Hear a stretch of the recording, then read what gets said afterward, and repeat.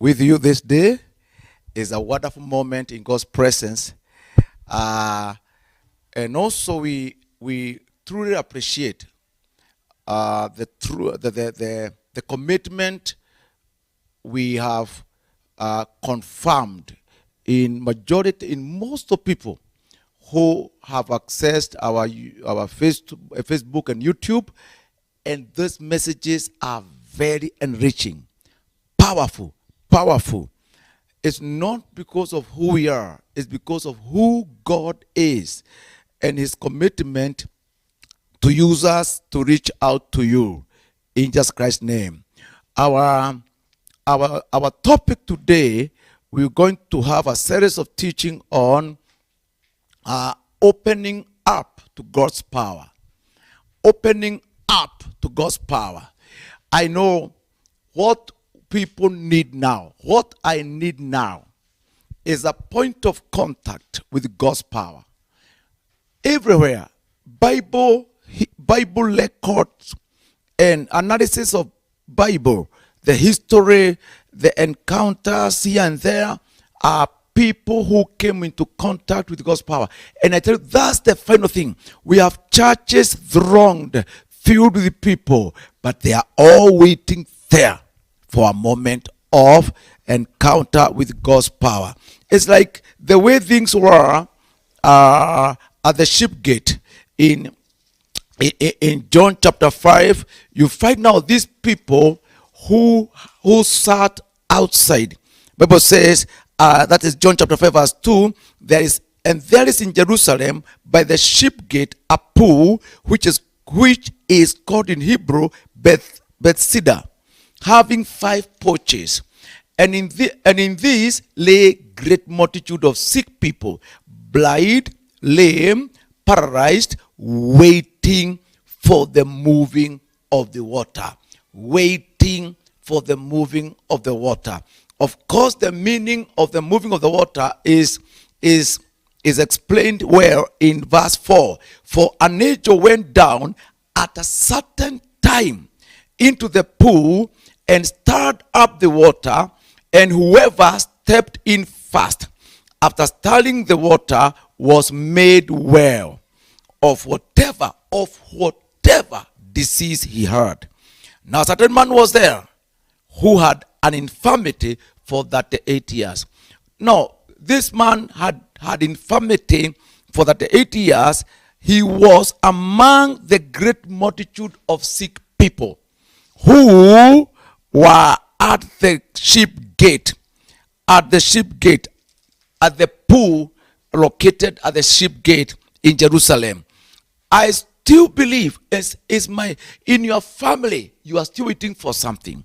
In the church, in cathedrals, in meetings, in the street, it's interesting to know that all over the world, whichever religion you are in, people are waiting for the true Messiah. The one, and we have so many diverse religions, faiths, and whatever. People seeking for the true answer, true deliverance, true healing, true satisfaction, the true love.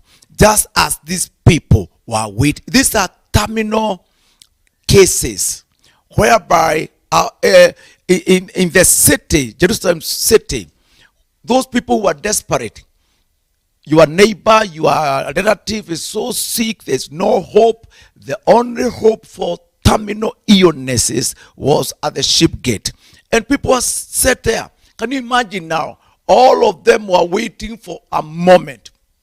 One moment when an angel will go down and at a certain time into the pool, stir up the water, and whoever enters first, not whoever enters into the stirred water, not the people who manage to enter into the water when it is stirred. It is one person who enters first. That opportunity was it was hard for people of that magnitude to get access to this level of healing. But the truth is, we are waiting. We are all waiting. When you look at the economy around the world and governments, and things are getting complicated. things are getting too narrow. And you wonder, will governments manage the economy, the demands, especially when people are selfish? But the truth is, we need now at individual level to access the opening up to God's power. If you go to John chapter 4, you realize that there was a process that led to opening up. When Jesus met this Samaritan woman at the well, and they had a conversation. It started from Jesus met this woman, and he said, "Now give me water to drink." The woman said, "Now you are Jew, I'm a Samaritan. We don't have any relationship, we don't have any compatibility. We can't flow together." And Christ said, "Now don't dwell on that, woman. I have something better." Christ said, "If you only know the gift of God, and the person who is asking for water will go for the better things, will go for the better water, you will go for the real water." It's as if the water that this woman had access to is just natural water that could not handle the real need and real thirst. Christ saying human beings have thirst that cannot be quenched by anything else unless Jesus offer what he calls his living water. And this man said, "Now, are you greater than Jacob?" Because Jacob and his flock used to drink from this well. And are you greater than Jacob? And Christ also said, if you go to verse 10, if you knew the gift of God, and he who is asking for water would ask him for, and Christ said, verse 13, "Whoever drinks of this water will thirst again." Will thirst again. Now, that is an opening Jesus is creating in the mind of an individual, Samaritan woman, so that at least this woman will start making steps towards what we call opening to God's power. One, whoever drinks of this water will thirst again. Whoever drink of this water will thirst again. You know, I was checking the issue of the woman with the woman with the issue of blood in Mark chapter 5. You know, Christ said, "Woman, go. You are delivered. You are healed." And Christ said, the kind of sickness and suffering that woman had, Christ said, it will never come back again. It was permanent healing. In a way, the woman was made to understand the suffering, the bleeding will never recur again. Where Christ makes you whole and command permanent solution to your issues. Whoever drinks of this water will thirst again. In other words, this cannot provide permanent solution, which we are yearning for is that deep groaning in our hearts. I need to settle. I need a permanent solution. I need a real marriage. I need now to attain my occupation and flow with it. I need to be competent in whatever I'm doing. We are looking for a lifestyle that has living water. It's living. Living water means something that is propagating, something that cannot be stopped, something that flows and flow and brings life to where death reigns, something that comes into your life and brings solution where questions are, something that comes into your marriage and heal your marriage. Living water is healing water. It's like the waters that are mentioned in Ezekiel chapter 47, flowing from the altar, that the Bible says, whenever that river went, it healed the Dead Sea. It healed the desert. We want water that can heal. Living water are healing waters. It is an effect from the Lord that brings permanent solution.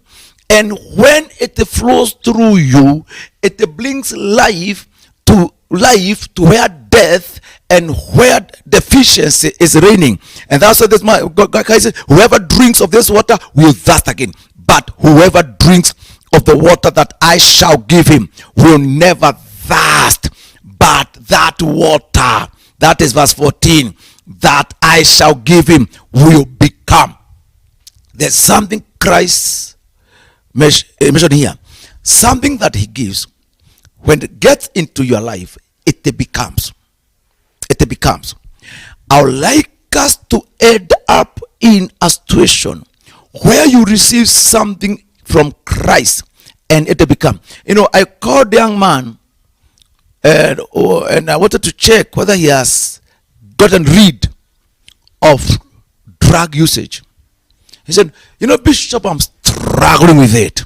I said, no way, it has to stop. Because the effect of what Christ gives cannot leave you struggling with an addiction. Whoever drinks from the water that Christ gives will not thirst again. This is an issue whereby there is an effect from Christ that permanently heals you.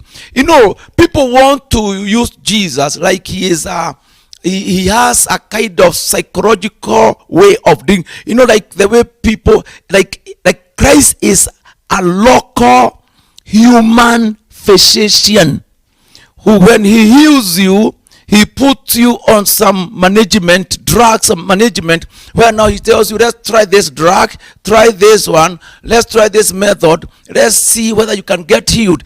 Jesus is not on trial mission. He says the water he gives, you will never thirst again. I want to declare that to all people who are watching. You need a permanent solution to your thirst. What is thirst? It is a desire in you, whichever it is. Some desires are bad. Some desires are like addiction. Some desires are evil. Some desires there are some permanent, like it's like you are born with it. It's part of you. Some lusts that in you that are destructive. Some desires are yearning for settlement, desiring to be established, desiring to live a life whereby you don't keep on reverting back to problem. I want to fly. I want to move forward and never come back. I want to go. I want to marry and settle. I want to be a young girl who is settled. I want to pass this exam and become a professional. Jesus is saying to you, Christ is involved in life. People think Bible is so spiritual that it has nothing to do with technology. When Christ talks about whoever drinks of this water, he will thirst again. This involves all things, physical, psychological things, technological effect. Maybe what you're waiting for is a complicated things. When it comes now to academics, whatever it is involved in this statement. Whoever drinks of natural way of healing, natural way of solution, natural way of amendment, natural way of rectification, natural way of solution, there's a likelihood the problem may recur again. But if Christ solves a problem, it is over. You will never come back to be that again. But what is the fact? Whatever Christ put in your mind, when it gets in your mind and in your heart, it turns to be. That's why Christ uses the word, it will become in you.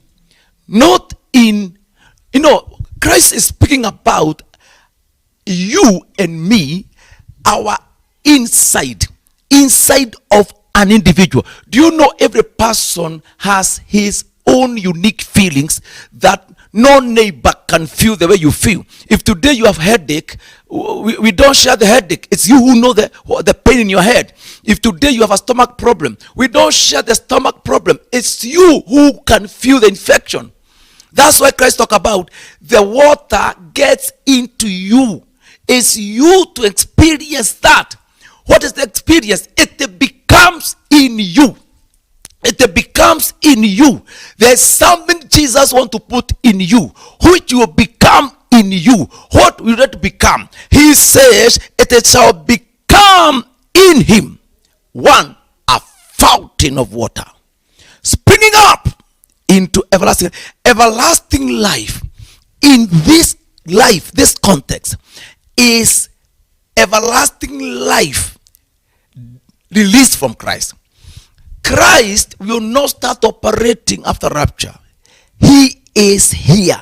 He is Emmanuel. That's why when Christ approached the grave of Lazarus, Mary and Martha were saying, Jesus, we know our brother will rise again at the end of age.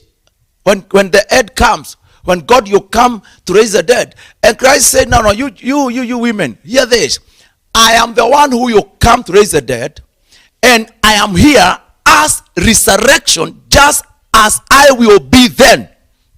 They were saying, Jesus, we are expecting to us the dead, people raised from the dead. And Christ said, I am the one who you raise the dead. He said, I am the resurrection and life. You know, some people want Jesus to be, he shall be resurrection.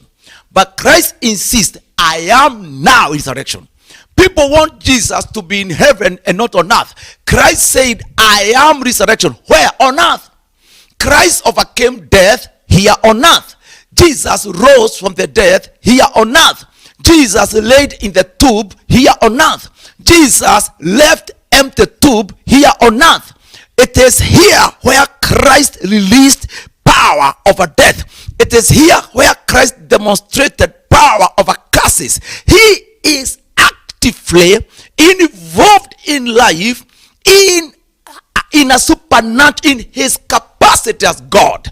And that's what we are saying. We cannot remove Jesus from active life. One, we are made in his image. No industry can manufacture human meat. Actually, you young men, the first time you went to maybe high school, and the science teacher came in, especially the physics teacher, the definition they give to science or to physics, they say, matter cannot be created.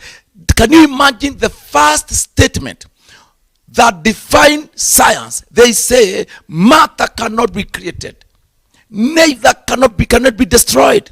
The only thing human being can do, and that's what science is to change matter from one state to another. Then science found matter. Scientists found matter, and they confirmed they can only change it from one form to another, cannot create it. And that's why your meat, this meat cannot be manufactured in any industry. They can only remove it, maybe change it here and there, pack some meat. That's what they can do. They cannot manufacture bones. They can only make some plastic thing and fix it on your leg. And that's what we are saying. God is there. Do not remove the God Jehovah from your life. If you allow God to be so real, the more life you become better, because life is his gift. And that's why I want to submit this to you and to my heart also. Jesus wants to put something in you that will become in you. Become in you. Fountain of water. Fountain is water. Is this? It is something in your mind, something in your heart that never ceases. It releases a kind of power that overcomes death, that overcomes limitation. Everlasting life is life beyond mortal. It is immortal ruling on mortal. It is infinite ruling on finite life. It is limitless ruling on limited life. It is Jesus with supernatural flowing into natural and solving natural issues through his supernatural presence in our hearts. And that's why in the conversation of Jesus and Samaritan woman, it opened up to God's power. And that's why in some point this woman said, can I get this water that changes in somebody's heart to be everlasting life? And Christ said, no, woman, let's start the process. Let's start the process of getting this water. The first question, go and call your husband. Go and call your husband. Can you do something? Jesus, if you were the starting point of this process, Jesus, you handle it differently in every person. One, sometimes when I pray for people, and Jesus wants to release this kind of life, it starts with Jesus striking the real area of weakness, the real area of failure, the real area of mistake. the new area of the new area of sickness where Christ wants to start the process. This is for the Samaritan woman, it was the issue of men. This lady was a prostitute. He lived a life of an unclean, immoral life. And Christ addressed that. To some people, Christ, you start releasing living water by dealing with your corruption. You are a corrupt man. Christ, you start maybe dealing with you by dealing with that point of contact between you and drugs, misuse. Christ, you start dealing with you in that point of fear. Some of us, Christ, you start with your fear.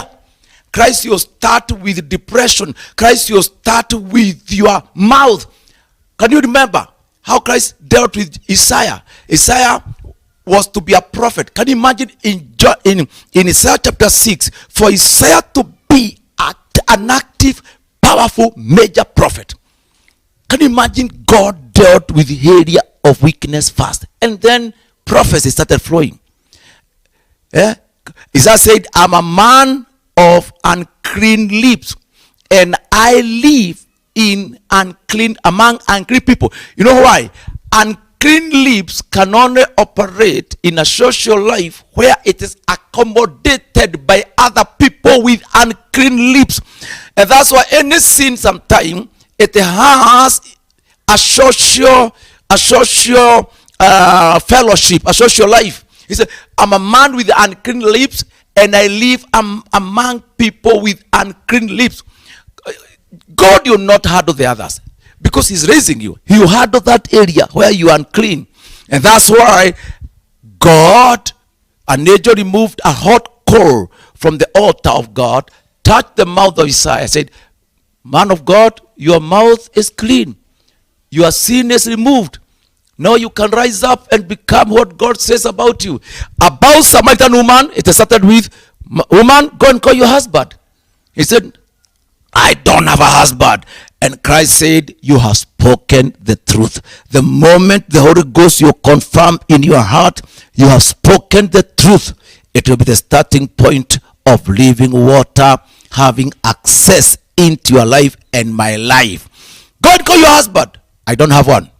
Christ said, you have spoken the truth, for you have had 5 husbands. And the one you have in your house now, because you have one, is not your husband. And the woman said, Jesus, are you a prophet? They continued on until this woman now, at this point, the woman opened up to God's power. The woman opened up to God's power. And Jesus started operating in the level of word of knowledge, revelation, until this woman said, you know something? We Samaritan, even I know when Messiah will come, he will tell us all the things. And Christ said, the one you are speaking to is the Messiah that you all have yearned to receive. The woman opened up to God's power, ran across saying, come and see a man whose behavior, a man whose ministry resembles exactly what we have been expecting Messiah to be.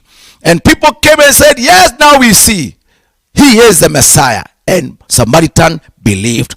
I want to say to you, to us all, that time has come that we open up to God's power. Yes, cry back from all the bias. Cry back from all criticism. Do not joke around with God. Overcome your rebelliousness. Overcome your spiritual laziness. Overcome it, overcome it, overcome it. Yes, cry back like Samaritan woman. Jesus, you very soon, and now that as I'm speaking, open you up to his glory. And instead of going back to where you came from, he will open another avenue before you. The Samaritan woman did not go home. He went out calling people, come and see. And I believe as she ran around, she also called that man whom he had left in the house. There was a man who was in the house, not her husband. I suspect the first person she called that man, get out of my house. come and see the Messiah. I think I'm through. This woman would not have left that man in the house. I think there's the first person she evangelized to. Get out! I'm no longer a prostitute. The life I have is from Messiah that we have been waiting for. Get out also. Go to the Messiah. And that's a better life. If it start operating in a church, in an office, in your house, in your body, in your situation as a youth. And I know as I speak now, if you are depressed right now, God is healing your depression. You are the drugs. They are not effective. I'm not saying that it's bad to take those drugs, but right now I release power to deliver you from depression. This life that God will release on your mind, and instead of being depressed, you take dominion. Yes, you are a woman who wants to withdraw from life. I said to you, you are not withdrawing. You are taking over life, and God will use you like Samaritan woman. I see a woman who is turning around to be an evangelist with prophetic message for your family first and neighborhood. You are a young man taking drugs. Do something. You don't need to try to live. I command you to live now. Receive life. Whoever drinks from what Christ gives will never thirst again. You are one of them. You are receiving it now. God bless you. Father, I bless all these people and declare deliverance, healing, life, that they will never go back to poverty, never go back to sicknesses, never go back to drug misuse, never go back to prostitution, never go back. Be delivered. Have an encounter with the